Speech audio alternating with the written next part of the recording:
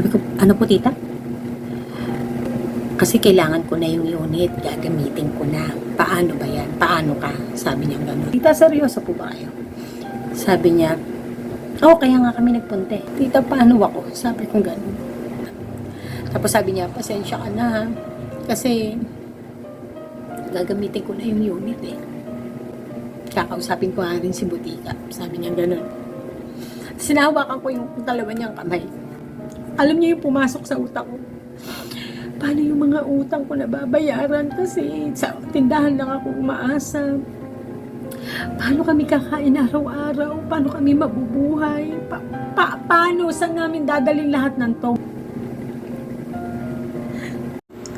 So bago tayo magsimula sa ating emotional na update sa ating store, ay pakita ko muna sa inyo yung mga napamili namin, mga na-order ko nung nakaraang week kasi na-booking ko na itong mga to 1 week before na ma-deliver.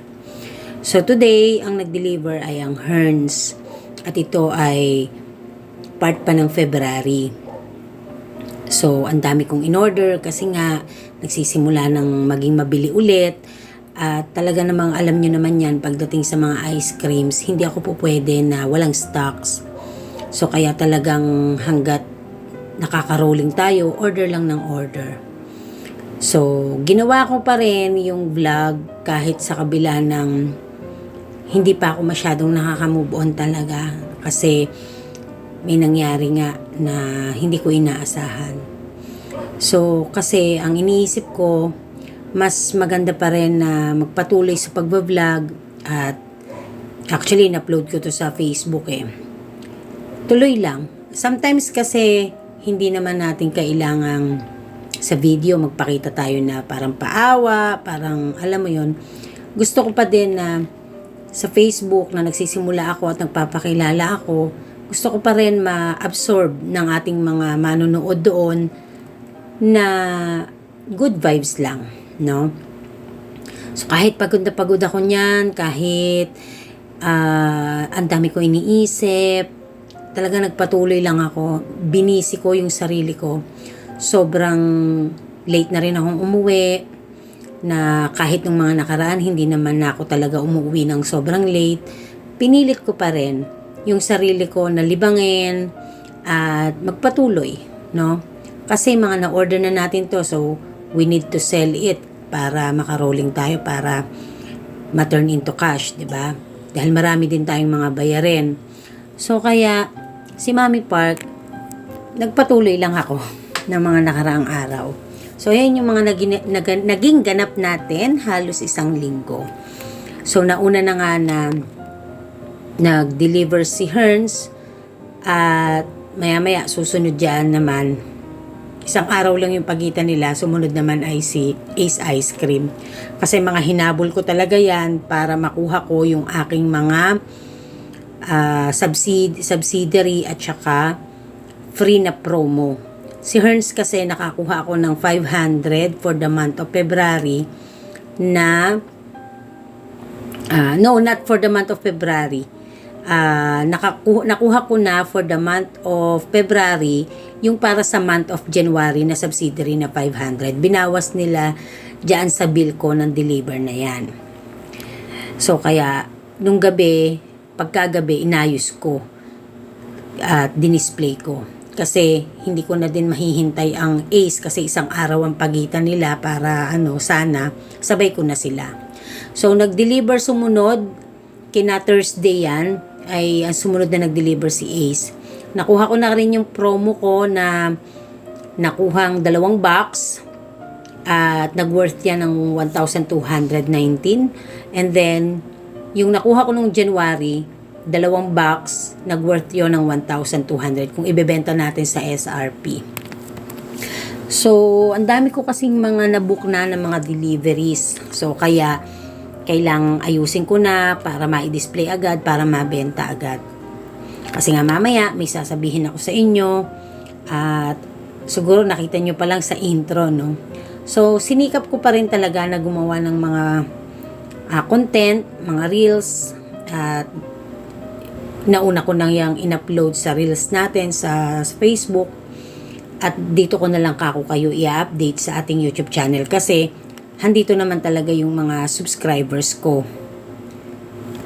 So, sa totoo lang, hindi ganun kadali yung lumakad ang araw na hindi ka masyadong normal kasi hindi ka pa nga nakaka-move on at feeling ko mas masakit to kaysa sa heartbreak.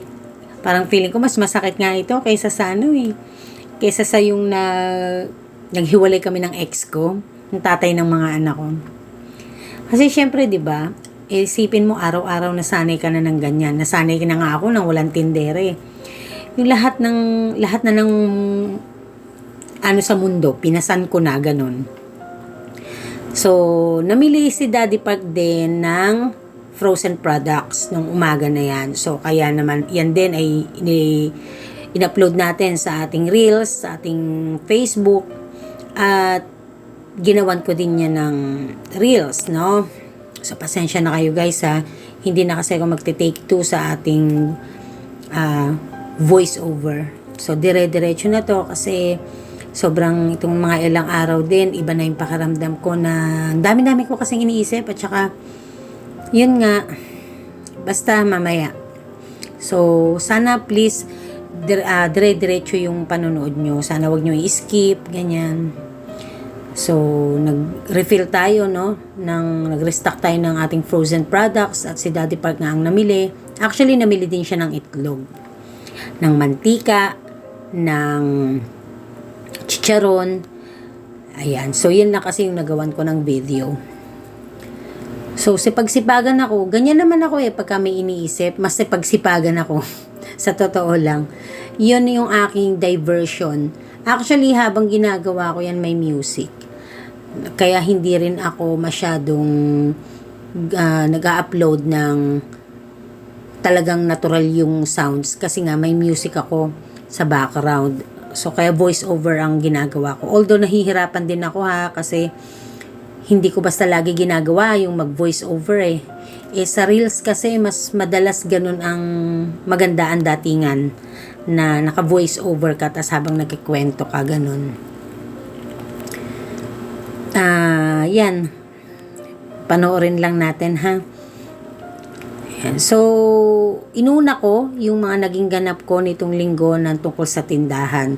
So, hinuli ko na lang yung ating shoot na video para sabihin sa inyo yung mga gusto kong i-update sa inyo. Kasi alam ko lahat naman kayo mabibigla, lahat kayo mag-iisip, lahat kayo magugulat, at maaring iba matuwa, maaring lalo na mga kalaban ko sa negosyo, at syempre yung iba naman ay makikisimpatya.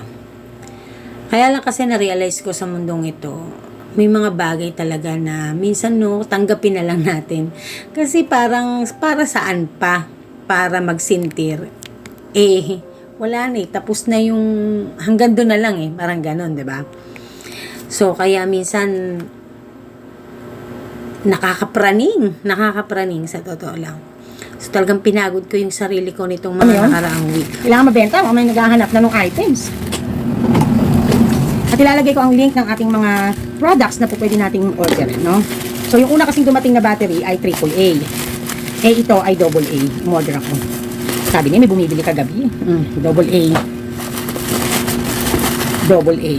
Eto, nang maibenta na natin, ano.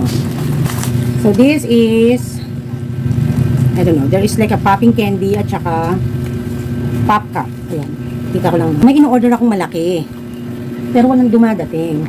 May in-order akong mas malaking size, labubu, pero walang dumadating. Check ulit yung Shopee. Ayan. Mga ganito. Pang size natin. Okay? Dalawa ang binili natin. So, we're going to display it na. So, not that so pretty today. Sabi ko sa inyo may mga magtataas na din ang Alfonso in first week of March. So, just to let you know guys, ha? So guys, nawala yung video. Ito nga pala yung labubo ng mga babos na dumating. At iyan na lang, 24 pieces to, yan na lang po. Bentahan natin 30 pesos. Sabado ngayon, last Thursday lang may deliver tayo. So ngayon Sabado may deliver ulit tayo. Ayan. Nakakaya. Tayo. So So, ayan, nagpupull out muna tayo ng ibang stocks tapos para mailagay natin itong dalawa natin. Additional lang yan, guys. Pahabol ko lang para sa weekend. Ito ang last order for the month of February. Konti lang naman yung additional natin, guys. Nag-worth lang naman ng 3.7 yun. 3.7 ba? O, yun lang. Hi guys, sa lusyangan natin tayo. Hello guys. So, bago tayo ulit magsimula, mag-unbox muna tayo ng dumating natin ng mga parcel today. So, pasensya na kayo, no? Kasama talaga sa ano natin to Sa, you know, okay. So, yung last, ay maliit. Yung last time na na dumating na ganito, nabili na, mas malaki-laki yun dito. So, ito medyo maliit. Tapos, si Coco, kay Coco to, Coco Crunch. So, ayan, bumili tayo. Buy one, take one siya. Then, si Mickey Mouse na candy. Usually, pang 5 pesos natin yan. And also this one, yung fruit lollipop nila. Okay? Pang 5 piso natin. So, that is from Coco. And that is one na malaki na hindi ko alam. May kabigatan siya in fairness. So, please take a video before opening mo. Buti pa to, no? Yung iba ayaw ng video. Bakit kaya? Pinababawal nila. Ayan, hindi ako nakakapag-vlog nitong mga nakaraan kasi I've been busy here sa store. And then, I usually go home a little bit early. And then, wala naman ako itatopic. Nag-update lang tayo din. But also, may pag-uusapan din tayo. No? So, mag-shoutout din tayo. So, wala na. I know some of you misses me and some of you are not. Okay lang. Eto. Kumuha ako kay Ritz. Si Ritz. Ano nga bang company yun? Medyo a little bit mahal compare sa groceries natin dito and sa ahente siguro. Kasi wala naman akong ahente ni Ritz Food Product Corporation. So, inano ko na kasi pang retail ko lang naman para may display ako. So, yan. Kumuha tayo ng Mr. Cookie, Mr. Cracker. Hilig na sa mga Mr. ano. And syempre ang ating mabiling-mabili na ice gem. Ayan, bumili din tayo. Let's put it there. Ay, may gift sila. Antara, may pag-gift. May pag-gift. Buksan natin kung ano yung gift. Ay, ano to? Parang ano. Kasi parang ganun daw siya. Sino kayo magkakagusto nito sa mga anak ko?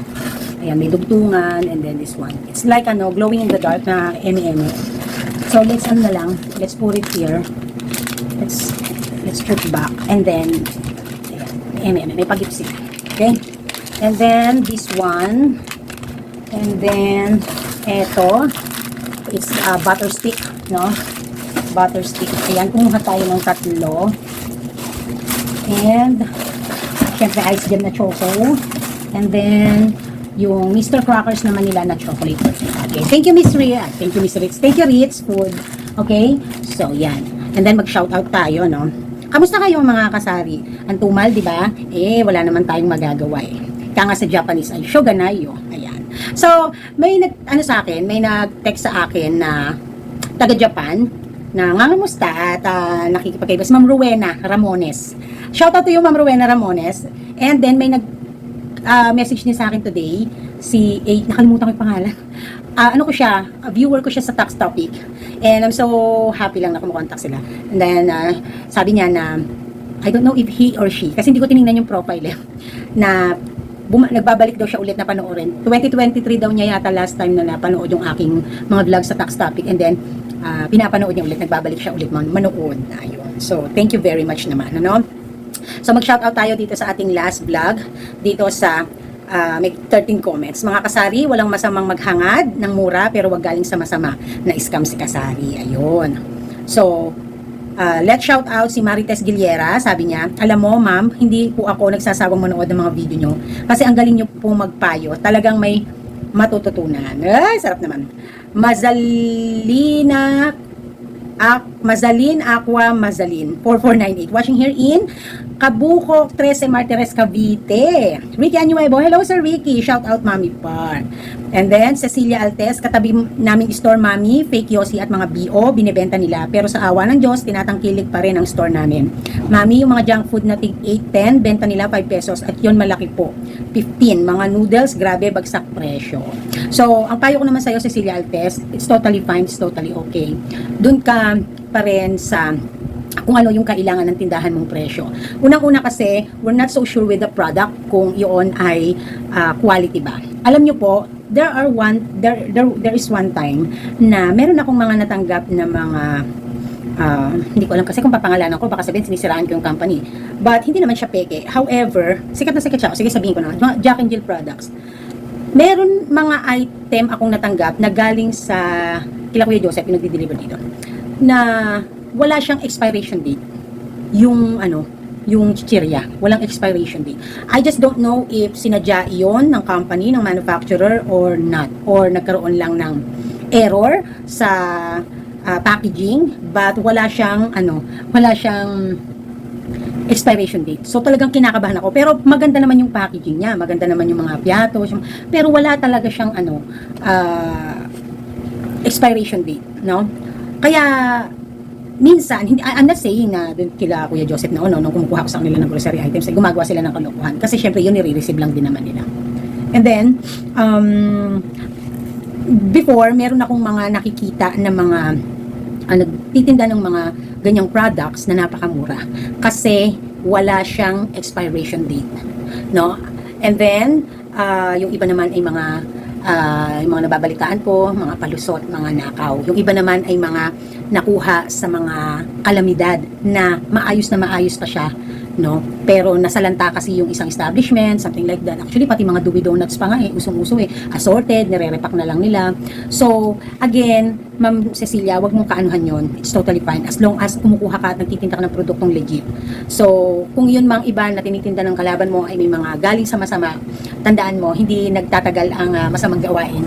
Hindi yan tumatagal. Hindi yan basta-basta, alam mo yun. So, naniniwala ako na God will give you more blessings kapag ka mas tapat ka, no? Minsan talaga dumadating tayo sa punto parang gusto na lang natin sana pumatol na lang din, no? But I don't think so na that is a good idea, kasi ako sa paghahanap buhay ko ng sari-sari store, ang kagandahan kasi sa akin, mas lamang ang konsensya kesa sa kasi yun nga lang kahit kasalanan ng customer kapag nasagot ko tapos umalis siya, parang nagigilty ako eh. So what more pa kaya sa product na itinitinda ko. So kaya as much as possible, pagdating sa produkto, doon sa legit, doon sa tama, no? Ayan. So hayaan mo lang kasi hindi naman iyon panghabang buhay. Hindi yan magtatagal. So hindi temporary, maniwala ka. I'm not praying na karma is soon, but I think si Lord na ang bahala sa ganoon. So, kapit lang Ma'am Cecilia. Naiintindihan kita. Kasi ako nga noon nung may nagtinda dito ng smuggled Tapos yung mga sigarilyo ng mga illegal, sobra akong na-stress. But, magugulat ka naman na kahit ganun kahirap yung pinagdaraanan ng negosyo, nahandun pa rin ako sa industry in a way na gumagawa ang Diyos ng paraan para sa akin. So, if we will talk about mga miracles na ginagawa ni Lord talaga, kung alam nyo lang, masasabi ko talaga na wala si Lord na hiniling ko na hindi niya binigay. It's just that hindi lang talaga sa panahon na gusto ko siya na ibigay sa akin. Minsan kung kailan hindi ko na masyadong kailangan, may nagawa na ako ng paraan, saka naman may dumating na swerte, or hindi man swerte, or blessings. Minsan naman, kung kailan talaga yung sa kagipit-gipitan, saka naman may dadating na blessings. So, ganun lang, no? Kapit lang Ma'am Cecilia Altes, ha? And then next is, sabi pa nga niya is mahilig nga daw kasi bumili ng mga palusot. Maniwala ka, hindi magtatagal yung mga ganyan. Teresita Baron, good morning Mami Pal. At saka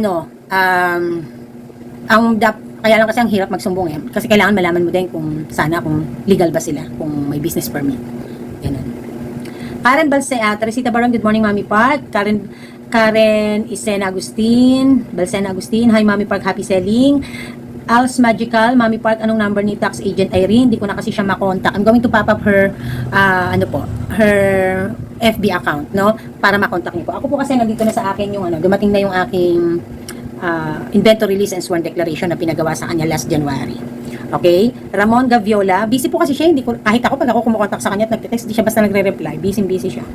Ramon Gaviola, thank you Mami sa meaningful at helpful na advice, more benta sa ating lahat. Ellen Pilar, hi Mami, yay, may upload na, miss you Mami, thanks for sharing po sa mga links. So shoutout nga pala kay Mami Ellen Pilar, special na shoutout kasi nag-PM siya na naka-order na nga daw siya ng kanyang mga paninda doon sa link na aking sinishare. So I'm going to put down the link ng mga sinishare ko sa inyo, ha?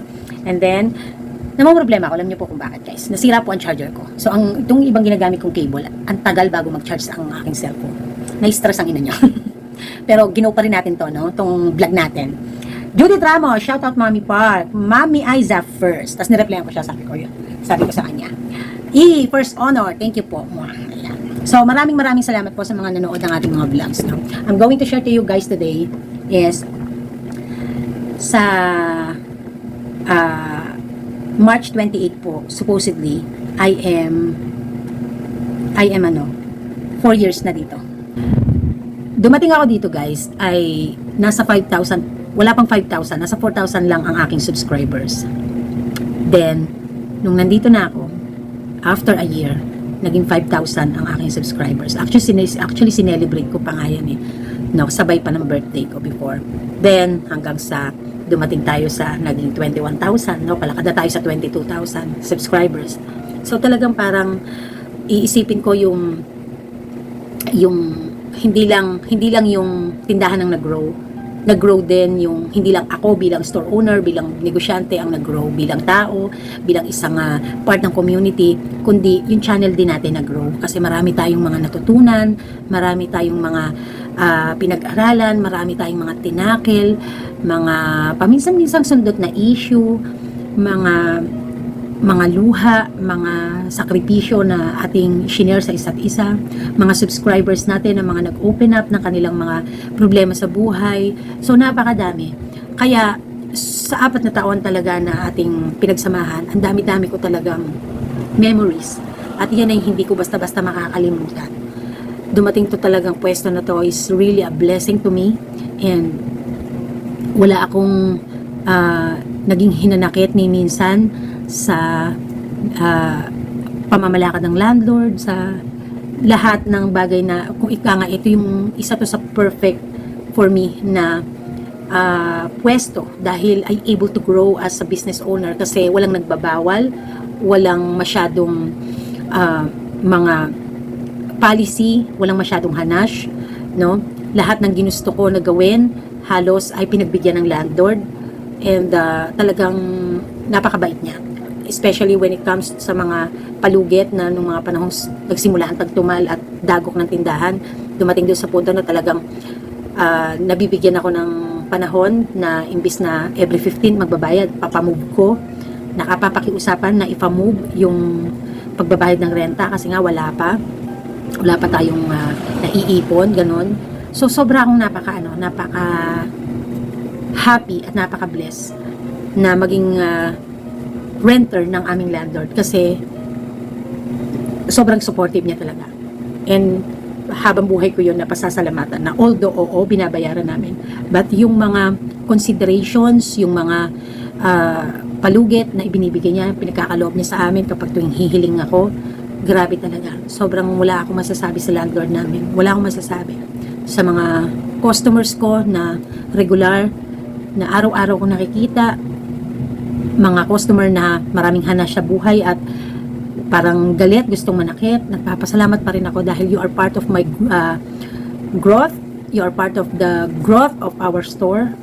And sa mga kalaban natin at sa mga kompetensya natin, sa mga nagtindahan, they are also part of our growth. Kaya lagi kong pinagdadasal lahat ng mga bagay-bagay na nangyayari kasi may dahilan.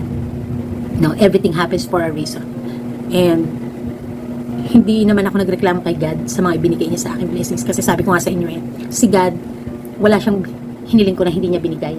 Hindi nga lang niya binibigay sa time na gusto ko siyang ibigay niya. So, kaya napakahirap para sa akin ito sa inyo na sabihin, na banggitin, na ikuwento. Siguro one of the reasons din kung bakit hindi ako basta nagbablog kasi ito nga. So, yun yung kasi mga new experiences sa akin na I never been experienced before, no? Dumating tayo doon sa punto ng leverage, dumating tayo doon sa punto ng nag-extend, nag-improve, tumaas ang sales, gumanda ang sales, we able to provide for the family. Ito ang aming naging bread and butter, and as of now naman din, kahit paano talaga masasabi kong bread and butter namin ng tindahan. I able to finish my mortgage sa lupa because of the big help of the store na itataguyod natin ng pamilya, no? For the last 4 years, sobra akong happy dahil yung paghihirap at pagsisikap na ginawa ko para sa tindahan. Sometimes, ang pinakamahirap sa lahat is yung nandun ka sa punto na kung kailangan mo yung negosyo para makaraos ka at hindi ka pa handa sa napaka-importanting bagay na kailangan mong magawa. So sa tulad ng Mami Park, hindi ako naging naging open ako sa inyo when it comes to my situation na wala pa kaming bahay, ganyan. So hindi namin alam talaga kung kailan ako makapagpapagawa, ganyan. Finally, andito na yung titulo ng aking isang lupa rito, no? Na yun yung pinakapaglaanuhan ng bahay. Kasi nga, nagkaroon ako ng problema when it comes to I just, as much as possible, ayoko kasing banggitin yung pagdating dun sa Lumina kasi aayusin ko pa yan. That supposedly that house would be our retirement home, but sad to say na more possible na hindi na siya mangyayari. And I just cannot say more about it kasi nag-iingat din ako kasi may aasikasuhin kami to, you know, I think we're going to have a refund for that. And then yun, so may mga binabayaran pa tayo, may mga inaasikaso pa tayo. I still have to pay, I still have a balance sa ating lawyer, sa mga may inaasikaso kong mga personal, and then a lot of things. Kailangan ko ng pera, ng maraming pera. But one of the most important thing is to make the store stay in the business or stay in the industry. Hindi ko alam kung papaano ko sa inyo i-open up. Akala ko si Daddy maha-heart attack sa totoo lang. And that is very hindi ko na basta-basta sasabihin sa kanya kapag mga bad news kasi napansin ko 2 araw niyang ininda yung pagsabi ko ng isang bagay na napaka-importanting malaman niya. So early last week or like around Tuesday last week. So, ano ba yun? Ano pa rin yun February. So, pumunta dito yung may-ari ng unit. Pumunta siya. And we didn't expect it kasi hindi pa naman singilan ng renta dahil ang singilan ng renta ay nasa around 15, 16. Depende kapag nanghihingi ako ng palugit kasi kailangan matapat ng Monday at least kasi para yung Saturday and Sunday makapag-ipon tayo ng pambayad ng renta. May humintong kotse. Kilala ko yung kotse. And then, kasi medyo nakita ko si Tito, yung asawa ng landlord natin. So, mag-asawa sila. Sabi ko, Tito, napasyal po kayo, kamusta? Tapos, nagbukas yung unang pinto. At nakita ko din si Tito. Sabi ko, bumaba. Tapos, nandiyan kami. Hindi ko na mabatak sa sa CCTV na papagod na ako magbatak eh. So, bumaba siya. And then, sabi ko, Tita, kamusta po? Napasyal po kayo? May problema po ba? Ano pong sadya? And then, nakatingin lang siya sa akin. Nakatingin lang siya.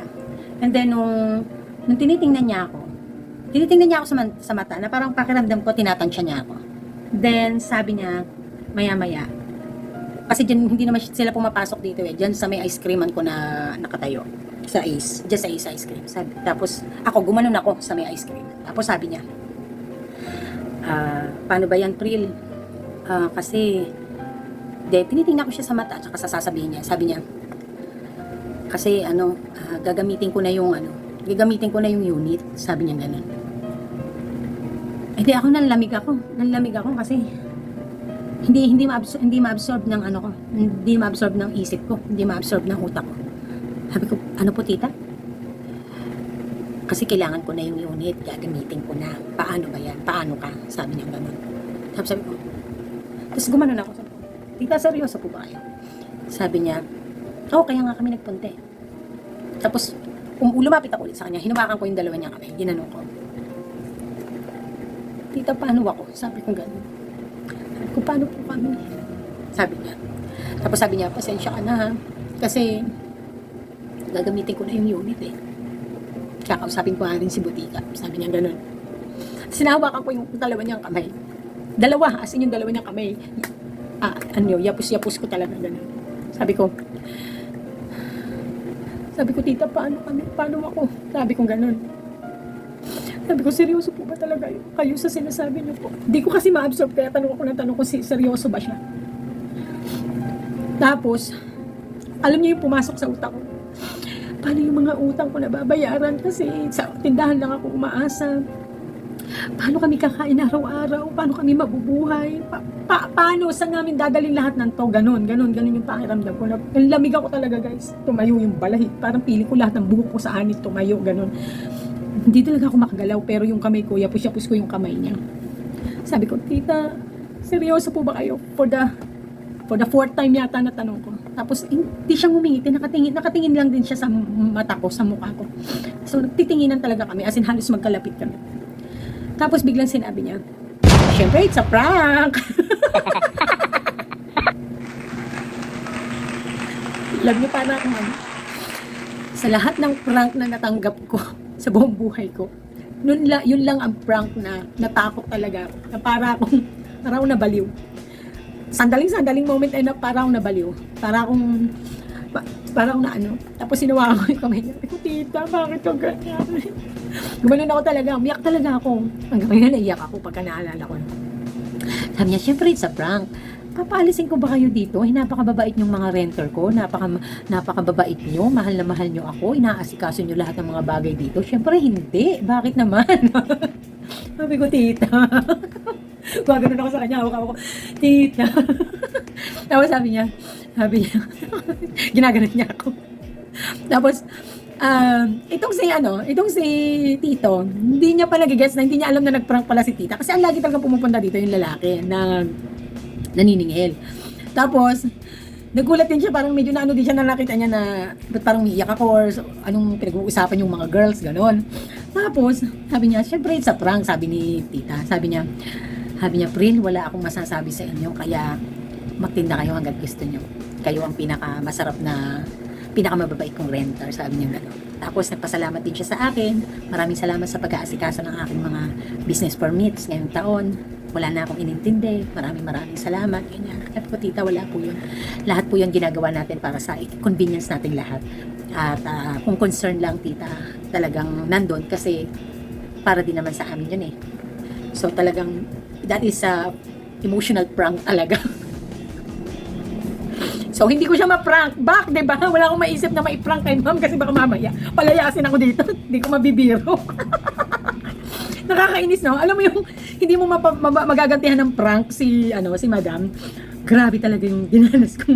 Alam nyo, kahit prank lang yun, ilang araw din akong napraning. Eto ka mo nung gabi. Ay, dahil muna, bago muna yon.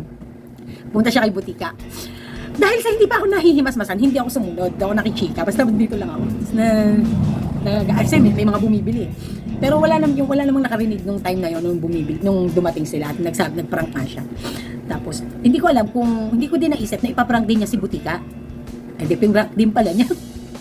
Maya-maya, nung wala nang bumibili at pumunta ako, sumunod ako din sa kabila. Kasi binanggit ko din yung tungkol doon sa compliance sa fire. Para usap kaming tatlo. And then, si butika din, nangangatog. Parang maiiyak. Tapos sabi ni madam, sabi ni tita, siya din umiiyak. Oh. sabi ni ate Je, madam, kahit po wala akong sakit sa puso, huwag niyo mong gagawin na ulit yun. Para akong atakihin. Sabi mo si April umiiyak, sabi gano'n. Sabi ko, ate Je, pinrang ka din pa, ay ganti-gantihan to. Sabi ko, sobrang tas umalis na sila, at bago pa yun, sabi pa niya, bakit ko naman gagawin sa inyo yun? Naku po, kayo ang pinakababait ng mga renter, talagang wala akong masasabi sa inyo. Sabi ko, maraming salamat po, tita, ha. Ayan. Then, pag alis niya, nagkwentuhan pa kami ni Ma'am J. Sabi ko, grabe magprank to si madam, sakit sa dibdib. Sabi niya, nakakatakot nung. Nag-usap, sakit sa dibdib. Ngayon, eto gabi. Dahil medyo naka-move on na ako. Dahil na-busy din talaga ako. Martis nga yun dahil ang dami kong ahente that time. Pero nung dumating nga siya, walang ahente. Tapos, dahil gabi na. nagdi-dinner kami dito. Kasi kami ni Daddy usually sa gabi magkasabay kaming kumain. Hindi kami pwedeng sabay-sabay kumain kasi walang magtitinda. So usually nauuna ako at saka si Daddy. Minsan si Kauri sumasabay na. Tapos si Kiara nagtitinda. Or minsan naman silang dalawa nagtitinda muna mga bata. Kami ng Daddy kumakain. Sabi ko, oy nga pala nagpunta dito yung landlord natin. Sabi niya, oh, what's going on? Sinabi niya Daddy na gagamitin na daw niya yung unit. Hindi ko alam paano ko sasabihin sa'yo Huminto siya talaga kumain, tapos nakaganon siya talaga. Alam mo yung blue eyes niya, nanlalaki sa harap ko. Like, tinitingnan, hindi ako ngumingiti. Ginaya ko din si tita na mag-prank. Seriously? What we gonna do? Why suddenly? We don't have any... Tagalogin ko na lang guys, hindi ko na maalala sinabi. Basta parang sinabi ni Daddy Park, hindi ba man lang nagbigay ng palugit? Parang, paano tayo?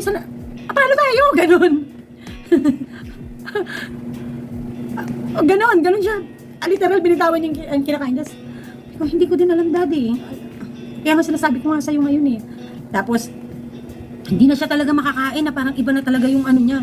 Sabi ko, Diyos ko, Panginoon ko. Sabi ko, parang pinagsisihan ko pang na-prank siya, i-prank siya. Sabi ko, pero syempre, sabi ni landlord, it's a prank. Gumanon siya. Naramdaman ko talaga, parang aatakihin siya, guys. Nakonsensya naman ako. Sabi ko, of course, Daddy, I cannot prank our landlord back. I prank you. My God, that is too early for April Fool's Day. Sabi niya gano'n. Sabi niya, honey, don't do that again to me. Sabi niya gano'n. Grabe talaga yung kaba namin. Talagang, ang bilis din daw ng utak nung iniisip niya na parang paano kami. Hindi pa handa. Wala pa kaming pagkakahanda. Tapos, saan ilalagay lahat ng mga to? Ganon yung pumasok sa utak niya. Samantalang ako, iniisip ko utang. Iniisip ko kung paano kami kakain, paano mabubuhay, ganyan. Kaloka. Tapos yun nga, no? Pinagsisihan ko guys kasi 2 araw siyang hindi makamove on. Naawa naman ako, nanlata siya, tapos sumakit ang ulo niya. Di ba meron siyang head traumatic injury? So pagka may mga stresses na nagtitrigger sa ano niya, sumasakit yung ulo niya, pinagsisihan ko na i-prank siya. So yun ang kwento, yun ang update. So, and that's it for today. So thank you very much po sa inyo, no? Panibago na naman buwan ng pagsasama natin. So actually for fourth anniversary namin on March 28. Kasi March 28 ako nagpirma ng kontrata. And then pero dinated nila na April 1 yung simula kasi para April 1 yung simula ng aking buwan, no? Dahil pinayagan nila ako ng buong March na ayusin yung unit muna. Ito pa lang kasi yung unit ko noon. Ayusin muna yung unit, linisin, ayusin, and then kaya pinayagan nila ako na ang start ko ng buwan na mag-running para masingil na magkaroon na ako ng fee ay April 1 instead of nung March 28, 2002. Di ba? Parang kailan lang, di ba? Ay, sarap i-reminisce yung mga lahat ng mga pagsasama natin dito. Maraming salamat po dahil parte po din kayo ng ating journey. So, paano? Bye! This is Mami Park and this is Team Park. Nagsasabing Tindera is my proud career. Fighting! Follow niyo po ako sa aking Mami Park Facebook account, Mami Park 24 Official sa ating TikTok account at syempre dito sa ating YouTube channel. I love you guys. Bye!